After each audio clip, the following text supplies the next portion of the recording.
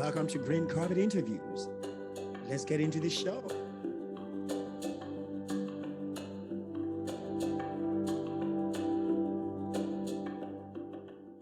Hey everybody, welcome to Green Carpet Interviews, a show where we explore conscious living, healthy choices in a greener world. I'm your host, Deji Boncole. My dad is usually here, but today I'm kind of solo. I mean, I've got a very special guest here with me, which is good. But I'm the only one asking questions here. Maybe you have questions for me too. I have no idea, but we're gonna find out soon. Today we have Brooke Young of Vegan Luxe Esthetics, which is a YouTube channel, and also not a YouTube channel, sorry, a Instagram, but also is a beauty brand, and just you got a lot of stuff going on. So let's get into it. For those people who don't know who you are, give us a little bio. Well, thanks for having me. First of all, I'm very happy to be here. I love the podcast and everything that you all are doing. My name is Brooke Young, and I'm the proud owner of Vegan Luxe Esthetics. Vegan Luxe Aesthetics is located in Houston, Texas, and it is the only plant-based, 100% vegan spa experience that you can have in the Houston area. I'm very proud to hold that title. Hopefully more companies, beauty brands will, go that route. But here at Vegan Luxe Aesthetics, I offer, as a licensed esthetician and 20 years in the beauty industry, I offer plant-based spa services that include facial waxing, product development, and I'm also an instructor as well. So I teach budding estheticians on how to get their license in this lovely universe that I call the beauty industry. Well, that makes sense. I have a question. So I hope you have a lot of questions. Is a lot of your teaching job like teaching people how just the basics of how to do, like, applying all the different things you do, or is it about how to use like more vegan products versus like what they're used to? So both actually. So as an educator and owner of a vegan plant-based spa business, right? So though there are protocols, I'm afforded the luxury of being able to do it my way. I'm able to educate those who are wanting to get their aesthetics license, which is a state board license, so it's exceptionally serious, right? But I'm teaching not just for them to pass their exams, but also I'm afforded the opportunity to impress upon them the importance of vegan living and vegan products within the beauty spa space. So not only am I able to do that in a classroom setting, but I also speak on a national platform. So I speak at the International Aesthetics Conference. I held classes there in Las Vegas, and I'm able to speak to not just budding professionals, but actual professionals who might otherwise not be really keen or interested in, vegan products and services in the spa space. But being a veteran in the industry and working for some of the most world-renowned companies in the spa space and beauty, that, household names that could care less about, veganism or what the products are doing to themselves, let alone the environment and, of course, animals, I'm able to spread the word, spread the gospel, if you will, of the importance of cruelty-free products, ingredients, and services in the spa space. All right. So my dad has come. He's sans video. So if you're listening to this, in your car, this doesn't matter to you because, you can't see us anyways. Although you should see us on the YouTube channel or on Instagram because, I mean, you have to at least look at Brooke's background. Okay, let's move on. I digress. So welcome to the podcast. Let's get into it. Let's keep it going. Keep the momentum going. So, Dad, you had a question for Brooke, I think. Yes, so nice to meet you, Brooke. I'm so sorry. Technology is not my best suit here, but No, yeah, I think it's really great. I know we have a lot in common. You also actually, um, like Deji is, you're also part West African. So this is amazing. Um, but how for me, because you're in the beauty industry, and what are some of the things that you do that really speaks to the reason why you became vegan? Hmm. My purpose in veganism is very intentional, and I couldn't see myself continuing a career in beauty, a career that I love. I've been in the beauty industry for 20 years. I've worked for household names and, helped them make millions of dollars. And I'm an educator. I speak on national platforms and I teach daily in aesthetics and helping budding estheticians gain their license here in the state of Texas. And in doing all of those things, I couldn't sleep at night having a business that didn't align with my personal mission. So that's how Vegan Luxe Aesthetics was born. And it is now, well, has always been, going on 3 years, the only 100% plant based spa experience in the Houston area. Hmm. Wow, that's amazing. That's so cool. Why Wow. do you think why was that important to you to sort of position yourself as the only vegan luxury brand in you know In in Houston? Texas and Why? Houston. So Yeah. it was important for me because it shone a light on the fact that veganism in the spa space was just a non-existent thing. Like no one cared about it. You have holistic approaches to skincare and body health, but not a real go at how we can change things and turn things around in regard to utilizing products and ingredients that omitted the cruelty to animals. That Mm. was not happening, and in a lot of ways, it's still not happening. So I'm very much an advocate for that. I'm an advocate for how women of color are looked at and perceived in and marketed to in the beauty space, and I'm definitely an advocate as to knowing and understanding what we're utilizing and how it's affecting animals, not just here locally, but overseas. There's a huge push actually for overseas markets to stop testing on animals. And the trajectory of the beauty industry as it relates to veganism is on an upward tick. Every time you turn around, there's a new company saying, oh, we're vegan, we're vegan. But in terms of a money grab, that's great for them. But for me, it's a matter of integrity. So I live my brand. I'm not just an owner that has, a company that says vegan on it. And then I go home and I eat a plate of food that, doesn't, align with, you have these companies out there. You have a lot of, you know, even in the restaurant community, you have a lot of companies that might own a vegan fast food place or an eatery or a juice bar or something like that, but then they're going to a steakhouse and make Mm-hmm. it make sense for me. So at the end of the day, I want to be able to sleep at night knowing that I'm a woman of character and integrity and that I've built a company that is in alignment with who I am and has a mission that speaks to not only aesthetic health but also internal health and how it connects to the global community. Mm. That's great. That's awesome. Now, thank you so much for that. Um, you know, being a Nigerian myself, um, our food is actually, so meat laden, right? So, and Right. because I know your Ghanaian side as well. You probably are very familiar with how much meat we eat in Africa, right?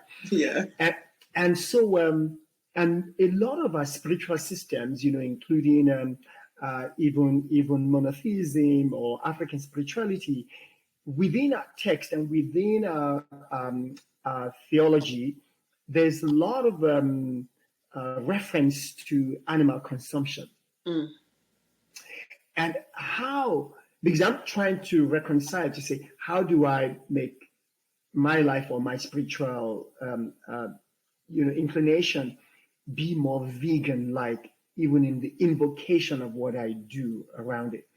And how do you handle your own faith, belief, and your work, and uh, the reference to animal sacrifice and so on within the faith and what you believe personally, as a vegan.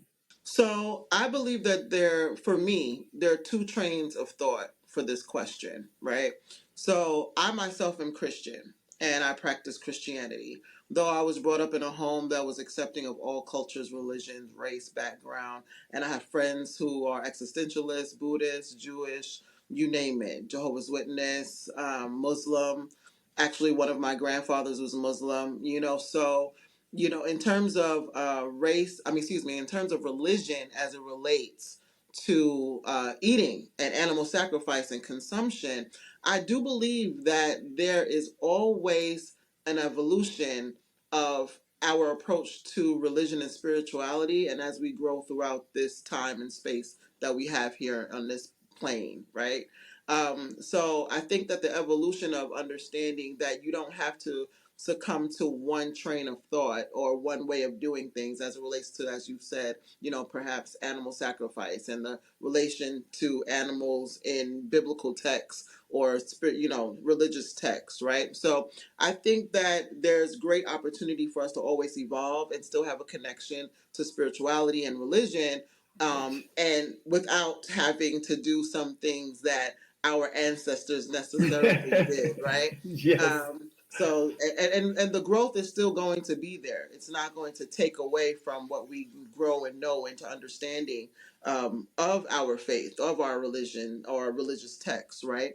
And then with me personally, it was actually the Bible that led me to veganism. A lot of people don't know that. So Right. sometimes it sounds like, oh, well, here's this woman of color, first gen Ghanaian, and she decided not to eat meat. And that's totally not how that happened. Or it's not how that happened at all. Or sometimes people are like, well, oh, she's in the beauty industry. The beauty industry is, turning vegan. So she's on that upward tick. I was ahead of the game with that. That's why Vegan Luxe Aesthetics is still the only vegan spa in Houston, Texas, right? So, Right. more personally, it was the book of Daniel during a holy fast that led me to veganism. And it was his time lamenting over what he needed to do in the bondage that he was in, and his decision to not have any form of meats, oils, fragrance, perfume, consume any alcohol while he was in prison so that he can be gifted with enlightenment to have the proper answer for the king upon his Nice. release. So, in reading that several times over in the book of Daniel during the holy fast of what we call the season of Lent, right? I'm sure you're very familiar with that. Right. That was when I was introduced to veganism. It doesn't say I am vegan. I'm Yeah, Daniel and I am, you know yeah. what I mean? Like, I am Daniel and I am vegan and here's what God told me. Like, it doesn't say that. But I mean, if you read the text, as we should all be consuming our holy scriptures and texts, be it Quran, Torah, Bible, we should all be immersed in that as a way of life, should we call ourselves, who we are in terms of our religion. But for me, it was getting really close to those biblical texts during the season of Lent almost 10 years ago. And that's what led me to an understanding of changing my eating habits and how I would gain enlightenment through the text. So that's my personal actually journey, or how I was introduced to veganism. And once I was fully immersed into it, my brain, I just became an encyclopedia of what I could eat and what I couldn't eat. So it wasn't a matter of, I'm throwing everything out and starting with water. I didn't go Yeah. that route. But yeah, so and once I became fully immersed into the culture that is veganism to me, it just became second nature for me to build and expand upon my career in the beauty industry as a vegan business owner.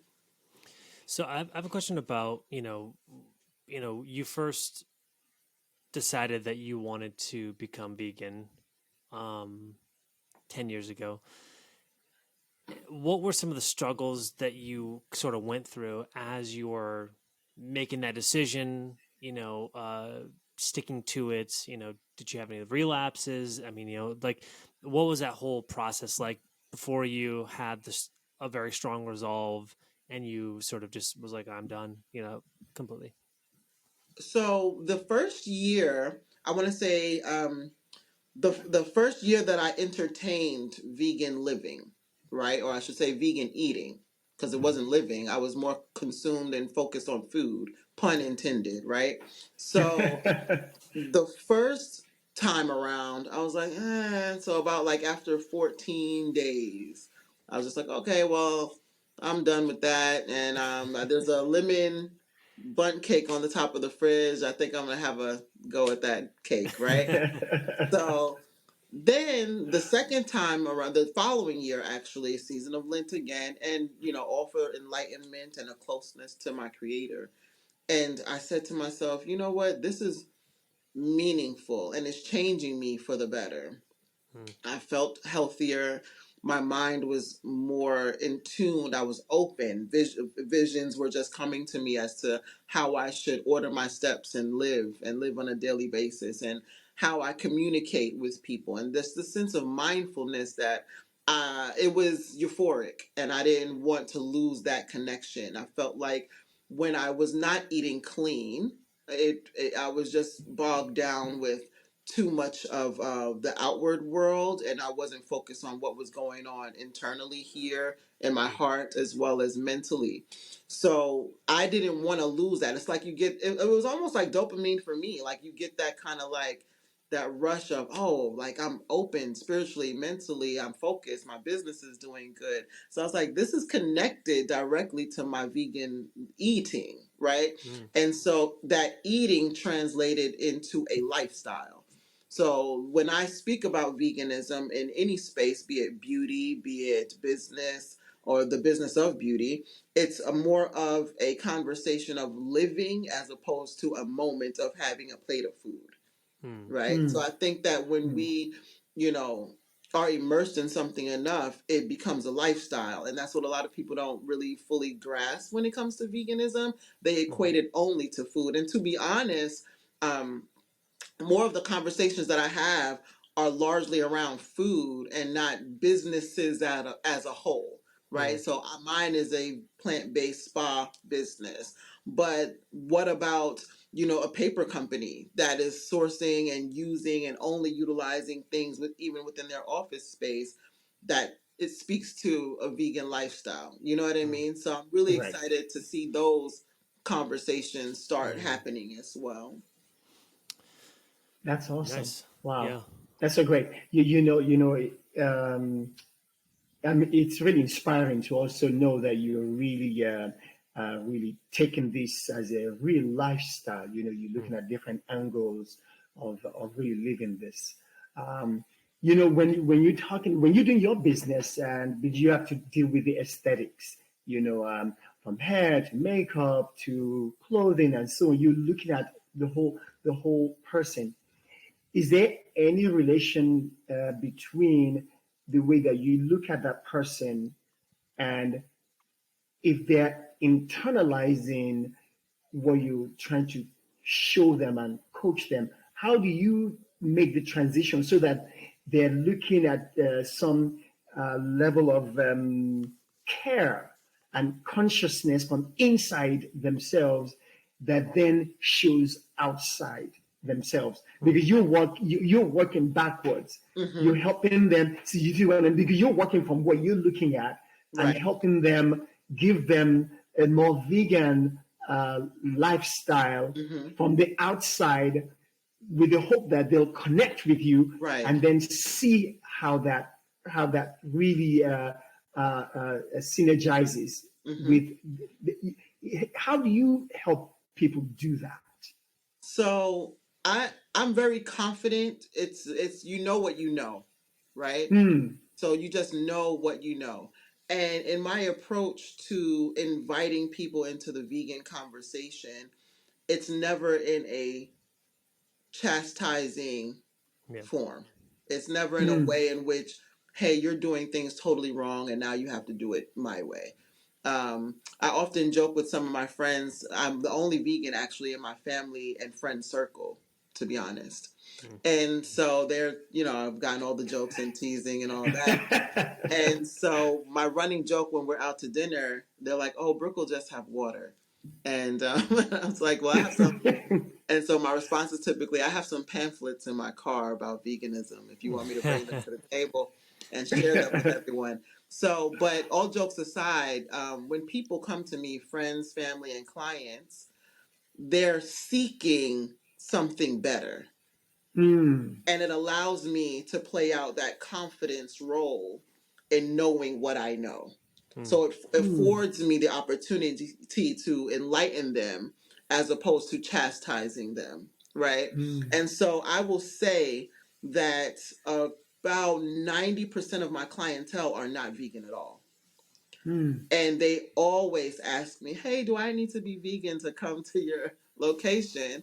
And I say, "Of course not. You don't have to be vegan." However, when we dive into our consultations and understanding of what their personal skincare or body care or hair care goals are, we automatically find that the reasons behind their struggles or issues are directly connected to their lifestyle choices as being a non-vegan. Mm. Mm. So it's an eye opener for them, but it's something that they already had an inkling about because that's why they sought me out, right? So Right. you know what you're buying into when you go online and you book me and you see everything and you see, like, I mean, we're not blind to the facts.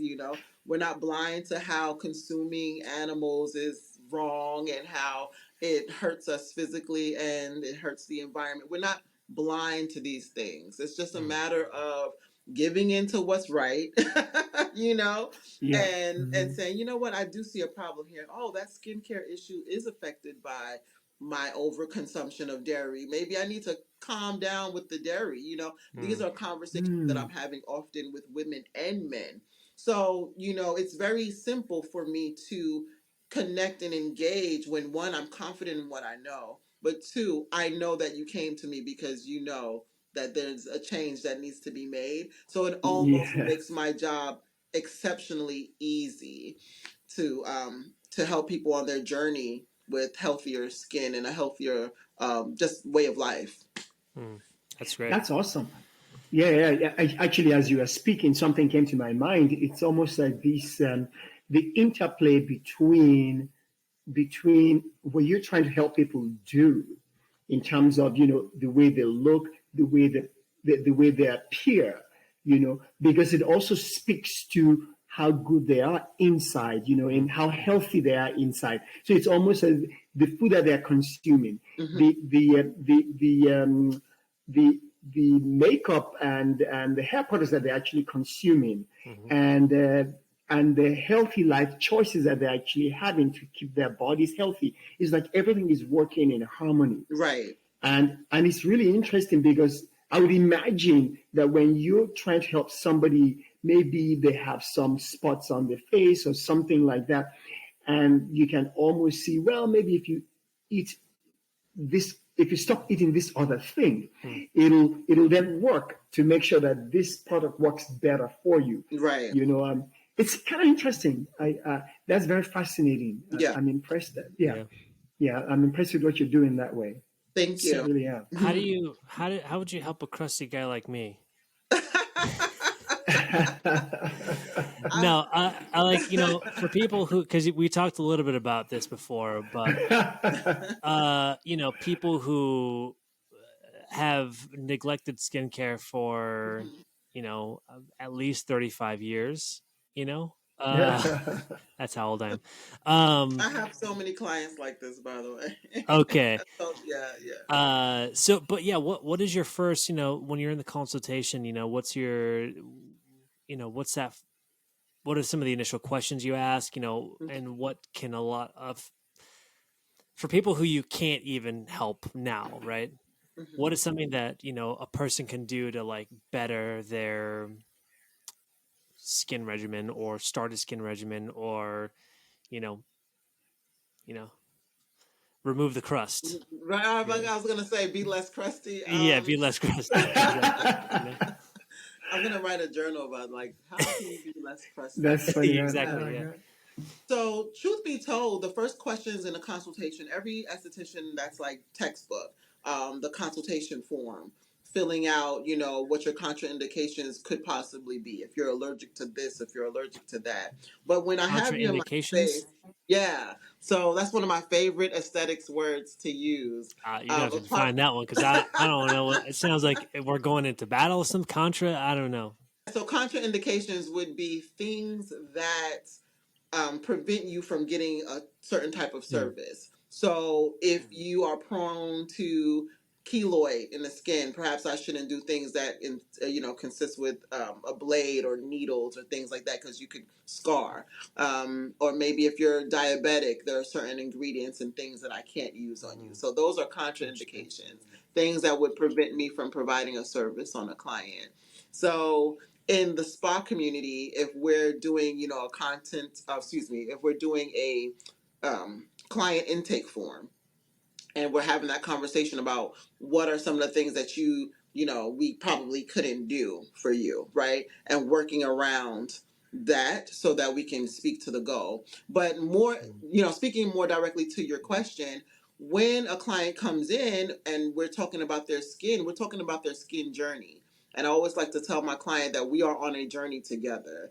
What happened to your skin or what you don't like, about your skin, I love your skin. I think all skin is beautiful, but there are some issues and things that you might not like. You might have hyperpigmentation, excessive dryness, eczema, psoriasis, all these different types of things. Loss of elasticity or collagen, which can cause droopiness in the skin, more sagging, hanging skin, or premature aging, all these things. And then you have clients, women and men alike, who waited so long to prioritize their skin, so now they're like, "Oh, I want to change this," and it's like, how much time do I have to actually change this?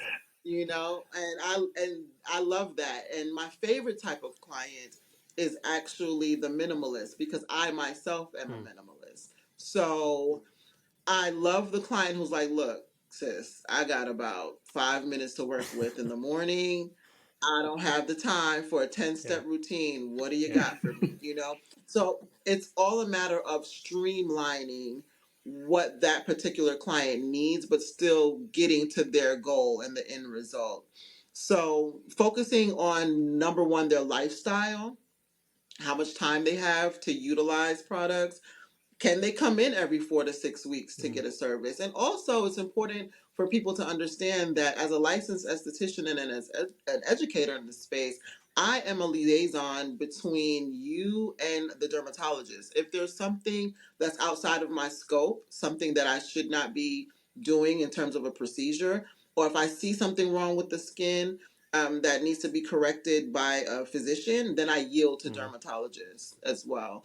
So that's very important too. But yeah, no, I have a lot of clients that come in at age 35 plus and they're like, "I have a 10-year reunion tomorrow. Take 5 years off my face.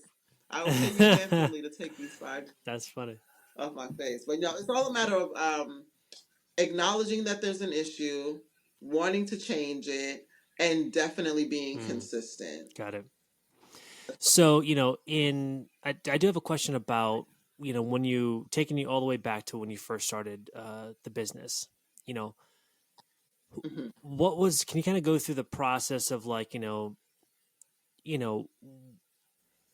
what you were thinking about as you were designing this business and trying to be mindful about the products you use and sort of the clientele you'll be serving, um, especially in a market that does not have this at all, you know, because you're Mhm. the first and only, uh, esthetician that actually is vegan in this community. And so, can you kind of go through that thought process from the Yeah. very beginning and to yeah? So, I have an entrepreneurial spirit, Mm-hmm. right?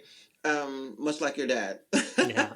You always know that's like Yeah. that's I don't know if it's a West African thing, but it's kind of like in the Yeah. DNA. Like, yeah, I have this Hmm. degree, I but think so. it's like I have this Yeah. degree, but I need to be doing this too. Like, Yep. so for me, it was see a need, fill a need, right? Because I could have continued to work for household names that didn't care about, their effect on animals at all, right? And their testing on animals in the skincare community, makeup and all of that. Or I could say, hey, let me take that super huge risk and give the people what I know they want, Mm. right? So, as an entrepreneur, definitely, obviously comes with risk. So for me, one, I had to get beyond the risk and say, one, I'm able to do it. So that's fine. I'm going to just, put my head down and make this work. But then my approach needed to be, how do I make something that's not just sustainable, but sustains clients' interest, right? So with the inundation of so many different types of trend, I said to myself, I need to educate my client or my future clients on not shopping trends because clearly the trends are not working for you. Mm. So it's understanding my client as well as understanding the market need. And once I had those two down, it was up from there. Mm. So I was able to say, well, what if I create something that speaks to what I love to do, which is, provide services and create products and build products, but something that one spoke to my integrity and something that was honest and transparent. That was a third issue in the beauty industry and especially in the Houston beauty market, a lack of transparency. Mm. So together, all three of those things combined, and it just was a remarkable success, and people were very receptive of something that was new, that was different, but at its core mindful. Mm.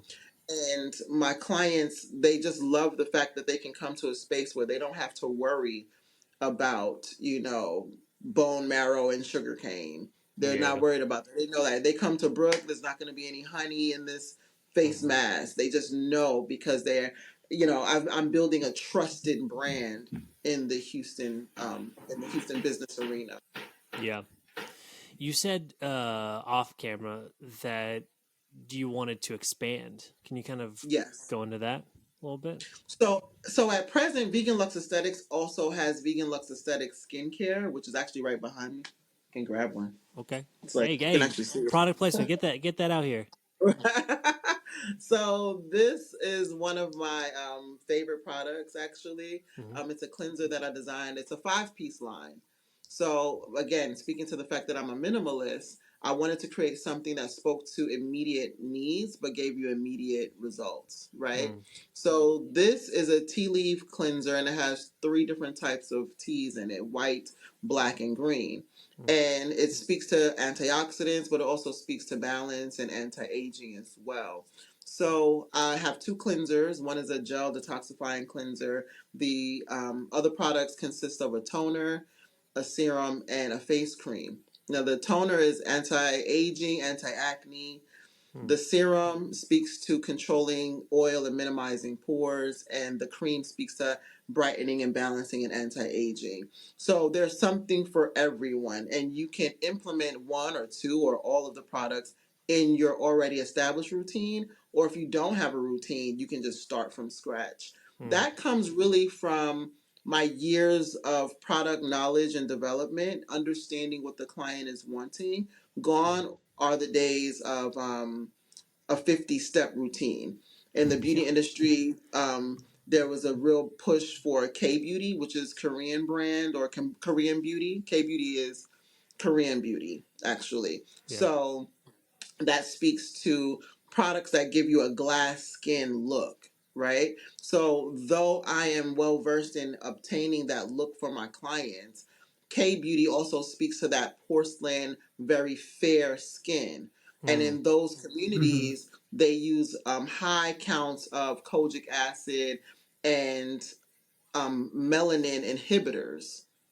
That doesn't speak to a woman like me. I like my Yeah. chocolate, so I don't want to Yeah. use anything that's going to lighten it. That's just not my thing. That's right. Yeah, yeah. So, and no disrespect to any other culture who, culturally that's their thing. That's just not my thing. And it's really not a universal thing, to be honest. We have Right. so many different tones of, skin tones throughout the world. We needed something to make us look healthy, beautiful, young, have that porcelain glass skin, but also maintain the healthiness of our melanin as well. So Mm. that also was the reasoning behind me creating the skincare line as an extension of the services. And the third part of the expansion will be body services, which speak to holistic massage therapy. So Mm. that's on the horizon as we speak. So Yeah. those are the expansion levels of Vegan Luxe Aesthetics here in That's amazing. Houston. I love it.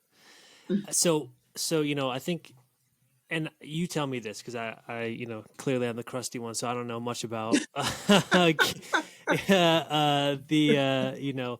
what the face, all that stuff. So, have you noticed since you've started a um a shift in the types of clientele you've seen? Like Hmm. when you first started, you know, uh, was it one clientele and then now it's different, or has it always been the same kind of clientele, or like what's your So for me, I've noticed that there's been a shift in demographic mm, regarding age. interesting? And yes, more clients are coming to me that are over the age of 65, 70. Mm, My clientele definitely not shifted, but I still entertain a clientele of women between the age of 25 and 45, right, mm-hmm. on average. Yeah, The large part of my clientele is women of color because they're literally seeking a black esthetician. That yeah, speaks volumes yeah. in terms of, just being able to understand the nuances of melanin and what we can use and what we can't use, Mm-hmm. right? Going back to what I was talking about with kojic acid and K beauty and the high quantities. Kojic acid is great, but just not in large quantities for Mm-hmm. us. So the shift that I've definitely seen again is with the age. So one of my eldest clients, and by far one of the prettiest people I've ever met, is 73 years old Mm, and flawless skin. And she really wanted vitality back to the skin. She wanted a luminosity and a glow. She mm, already had the amazing genes, so virtually no fine lines or wrinkles or anything like that. But there are more and more clients coming to me that are not of color, that are over the age of 60, that are like, look, I've been, baking my skin in the sun in my 20s. I didn't use SPF. I barely use bar soap on my face, same yeah, soap on my body that I use on my face. There's a lot of that. yeah. And they're just like, I want to change. I know that I can see results if I'm consistent, but more importantly, if I'm properly educated. Mm, that's really cool. Out of so you've been doing this a long time, right? Yeah, a And long time. what do you as you're coming up, or even now? I mean, I'm sure you're learning new stuff all the time about skin and what's new things that are happening in the past 5 years. Is there anything that has surprised you in terms of knowledge that you've gained? Yes, definitely the types of tools that we're able to implement in the spa space continuously change. Mm. I'm very much a tech savvy person, especially when it comes into the spa community. So I have a brand new machine behind the camera that I'm obsessed with, and almost like Star Wars obsessed. Like I Mm, love That's technology. great. I'm kind of like a spa geek at heart. good. Yeah. So, it's kind of like we have our Comic Cons, if you will, like in the Yeah, I love spa it. community. There you And go. so I'm really happy with technology in the spa space. So, a lot of things that I've learned over the past 5 years relate to implementing tools in a green space or spa technology in a green space. So, for example, I'm giving a class today actually on LED light therapy Mm, and the history thereof and how it's changed the the way we do services in the spa studio. Wow. So definitely a lot has been learned for me in regard to new tools and new technology in the spa space. Wow, that's awesome. And so, Brooke, Yeah, sure. thank you so much for that. I was going to say, first of all, I mean, just the fact that you're better at technology really shows the difference in generation here. You know, like, yeah, I'm not there. No, but what I was going to say is that uh, it slipped my mind. You can see also what happens, and That's fine. there should be You have some to take your that magnesium. I know exactly. I was just gonna say, yeah, I need something here to keep that memory fresh Got here. you. But It's okay. You're no, afforded the yeah, opportunity. It's fine. But excellent, excellent. Yeah, it's yeah, okay. yeah, yeah, Make no yeah, yeah. apologies. You're human. Yes, yes. So I will say that we probably are getting close to the time here. Mhm. So I want to go unless you can remember your question quickly. But I want to go into the last questions that we have for the show. So Brooke, what advice would you give to either the average person about their skin care routine that they can do at home, or maybe even budding estheticians on like things that they can do Mhm. to become better estheticians? Yeah, so regarding clients, I think it's very important to have a realistic conversation with yourself. Literally look in the mirror and say, hey, these are things that I would like to change, but what is a more holistic approach that I can take? Because clearly things that I've been using in the past are not doing that great of a job. And, just focusing on holistic ingredients from around the world. I created a line with complex ingredients from around the globe that are naturally sourced, that are safe on the environment as well as on your skin. So these are things that we want to focus on. I also want clients to know that they can actually receive the more advanced treatments in a vegan space. There's this notion that it's not going to make a vast change in my skin unless it's a harsh chemical that was Mm, tested on an animal. That is so wild to me because none of our ancestors had things pumped through, the machine that is the, cruelty community, as I like to say. mm, They didn't have to go to a power plant or a plant to that was harvesting animals and stem cells from animals. That's a new thing. That's a new trend in food as well as in beauty. Animal stem cells. I still call it non-vegan in my book, right? mm, So really just going back to the source and remembering that when you look at pictures of our ancestors from like the 20s and 30s or even further back, they look gorgeous. Their skin was gorgeous. Their hair was amazing, mm, and that has shifted. And there's a reason that has shifted. The implementation of so many harsh chemicals. I mean, geez, why test it on an animal? You're testing it on us anyways. So what's the point of testing it on animals? It's like so harsh and just not good for us. And every other day they're taking something off the market in the skincare world. So I think for the client, it's really important for them to look in the mirror and say, hey, this is the change that I want to see, but also how can I be the change in what I use and how it affects my body, but also the community. So mm. that's definitely something I would love to impress upon not just my clients, but future clients to anyone out there. And Yeah. for the estiology community, for the beauty industry, for estheticians, dermatologists, we can create mindful luxury spaces. We can Mm, create spaces with products and ingredients that give advanced results but don't harm our clients.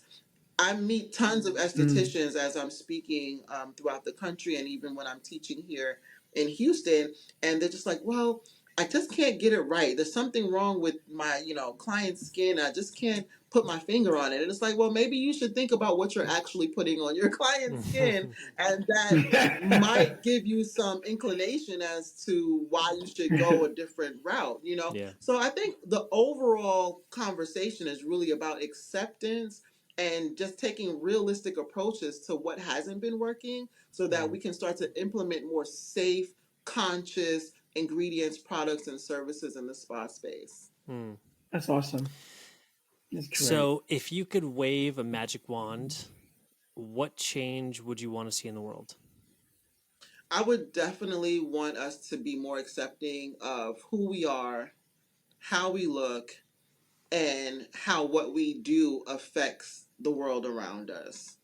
These are very simple steps, and I think that unfortunately we live in such a chaotic world where we focus on the stress of it all as opposed to how we can look within ourselves to start to be that change. So if I had a wand and I could just wave it, I would say, hey, look within, start there. Treat the world, treat people, treat animals with the same grace and mercy and kindness that your creator has expressed upon you. Nice. So you kind of talked a little bit about this earlier with the expansion, but what are you working on at the moment? At the moment, I my product. Okay, let me start that over because there's so much, and it's just like that question, just kind of like woo, like I got super overwhelmed, super overwhelmed with that questioning, the line of questioning. So, at the moment, aside from the expansion, I am also launching on two more e-commerce platforms. Wow. So my product line is not just found in my spa studios or on my website, but it's also on Amazon as I'm a member of the Black Accelerator program through Amazon. Oh, awesome. It's also, the product line is on a company called Black and Green, which is amazing, that promotes African American artisans in the beauty and lifestyle space. It's also going to be on a line on an e-commerce website called Cultural Beauty. So the product line is growing wings. I not only developed it, but I do all of the labeling and the design and the filling. Yeah. I have a filler machine that I'm in here just like turning out like a little factory in here. Yeah. So what's next up is definitely seeing more of Vegan Luxe Aesthetics skincare on a more national platform. Nice. That's great. I want to get into that too a little bit, but I know we got to go move on to the next things. I'm on your time, so you're good. Yeah. You kind of mentioned a little bit of this in the last question, but where can people find you? Yes, so Vegan Luxe Aesthetics. Vegan Luxe Aesthetics is located in Houston, Texas. It is in the West Chase area of Houston, Texas. Very accessible from all major freeways and highways and a main street, which is Westheimer. And you can always find me online at veganluxebrands with an S.com. Awesome. And you can follow me on social at Vegan Luxe Aesthetics. Yep. And then where can they buy some of your products? So my products can be found at veganluxebrands.com. They can also be found on amazon.com as well. Perfect. Okay. Awesome. Thank you so much for getting on the show with us. I had a lovely time. Thanks for having me. Thank you so much. This was absolutely amazing. Thank you. So nice. So inspiring. I appreciate that. Thank you. All right. Bye now. Bye. Hey, what's up, guys? So we just listened to the interview with Brooke Young, and it was great. It was really cool. A lot of it new information that I had no idea about, in terms of like, skincare, what are you supposed to do? And I think that Brooke was really very knowledgeable, not only about skincare, but just sort of the mission and why she's here, like why she's doing this specifically, and specifically in this way, beauty with a mindfulness spin on it. Not even just a spin, but that is sort of the core that her beauty products and the shop is really just the undercurrent, and the core part of it is about mindfulness. So I think that was really cool. Yeah, I agree with you. I think that it's really, really nice also to see, I mean, so many different young people, you guys are just really trying to, to become who you are and then express that in the world. I love it so much. I think, but it's also interesting too, because I know, at least for me, there are many people, even in my own age range, I'm 61 now, that are actually trying to really, express themselves. And I think the freedom that we have to do this, and also the permission that we have to do this, is actually coming from young people. Because by seeing young people do what they want to do, it gives me the hope. Wow, I can do what I'm able to do. In fact, I listen to lots of podcasts myself, and some TikTok on issues of religion and different things. And I was listening to a guy, yesterday, and he's 21 years old. He's getting his first degree in economics. He's going to go maybe into law, but he's got this huge TikTok platform, and so that's his main job. And I thought, wow, that's amazing, but I realized, you know what? I'm not going to be getting a degree in economics, because in fact that was my focus when I was in business school at the beginning, before switching to music, was economics. But I'm not going to be doing that, and I'm not going to be doing this other thing either that I'm seeing. But with the time that I have, I can do some certain things that will still give me fulfillment. And I thought, you know what, that's all it is. Like whatever age you're in, that we can do what we can do. There's some things that you can do, and that we can do those things. And so it gives me so much hope to see all the different young people, all of you guys just doing such amazing things. And it makes me know there's no age that's impossible to actually accomplish your goals. It doesn't matter what the age is. But I think that hope is coming from all the young people that I see, really, that are doing as much as they can right now. You're just really venturing out there to try and accomplish something. And it's opening more doors, even those of us who are much older, to say, yeah, we can achieve something. And it's awesome. I truly love it. So it's great to actually see Brooke this way, doing what she wants to do. Also to see that she's in her business, doing the manufacturing, doing the marketing, doing the labeling. It doesn't matter. And then doing the consultation with her clients, and that's what it takes, right? Because even in what you're doing, you may do the writing, but you may also do the producing. You may also do the tech. You're just doing everything, because it's where you're learning your own trade. So it's really nice to actually see that. It was beautiful to see. Yeah. So just we're looking forward to the next guest, and thank you everybody for watching. If you're watching, thank you for listening. If you're listening, and we'll see you. We'll see you next time. See you next time. Thanks for tuning into this episode of Green Carpet Interviews. We hope you found it informative and inspiring. This show was brought to you by Veg on the Edge, our vegan restaurant in Santa Cruz and San Luis Obispo. If you're in the area, be sure to stop by and check out our delicious plant-based dishes. Check out vegontheedge.com for more information.